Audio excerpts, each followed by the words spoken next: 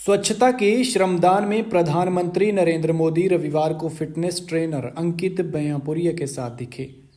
लेकिन ये अंकित कौन है, क्या आप जानते हैं? अगर नहीं तो इस वीडियो में हम आपको अंकित की प्रेरणादायक पूरी कहानी बताएंगे। अंकित हरियाणा के सोनीपत के रहने वाले हैं। 75 डेज चैलेंज से चर्चा में आए अंकित ने मिट्टी में ट्रेडिशनल कुश्ती लड़ी। ज़रूरत पड़ने पर हलवाई के यहाँ नौकरी और डिलीवरी बॉय का काम तक किया।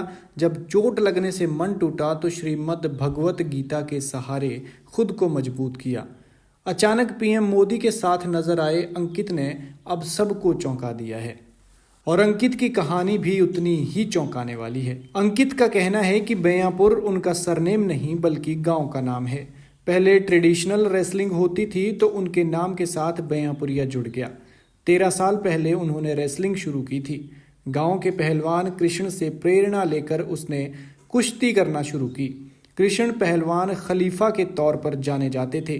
तब ज़्यादातर कुश्ती मैट पर नहीं बल्कि मिट्टी के अखाड़े में की जाती थी। फिटनेस रखने के लिए कुश्ती के साथ साथ खाने पीने की चीज़ों का विशेष ध्यान रखना पड़ता है।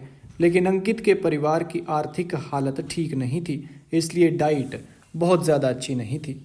उन्होंने गांव के दूध दही से ही शरीर बनाया है, जिसके बाद पहलवानी शुरू की। अंकित खुद कहते हैं कि उनका परिवार बेहद साधारण है।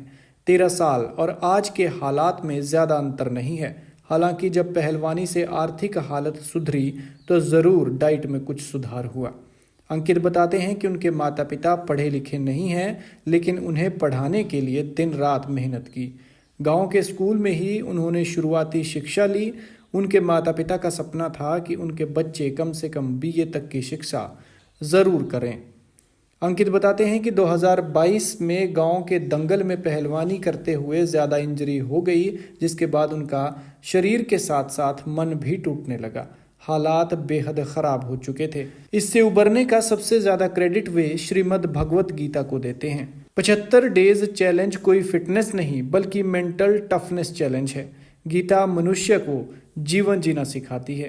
अंकित बयापुरिया बताते हैं कि लास्ट इंजरी के बाद उनकी हालत बेहद बिगड़ गई। सोशल मीडिया के जरिए 75 हार्ड डेज के बारे में पता चला। उन्होंने उसी दिन इसकी शुरुआत कर दी और इसके अच्छे रिजल्ट मिलने लगे, जिसके बाद उन्होंने दूसरों को बताने की सोची और वीडियो बनाने शुरू कर दिए, जिन्हें सोशल मीडिया पर पोस्ट करने लगे। अंकित के पिता का भी कहना है कि अंकित बचपन से ही मेहनती है। वो पढ़ाई के साथ साथ घरेलू काम भी करता था। पढ़ाई में कभी फेल नहीं हुआ।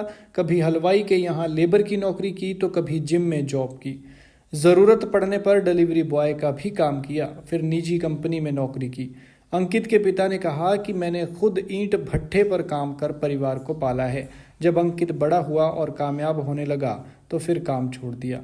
बच्चों की पढ़ाई पर ध्यान देने लगे। अंकित हमेशा से ही खाने पीने में ज़्यादा दिलचस्पी रखता है। गांव के एक प्लॉट में कीकर के पेड़ पर रस्सी बांधकर अंकित मेहनत करता है। इसका असर ये हुआ कि गांव के युवा भी अंकित को देखकर मेहनत करने लगे हैं।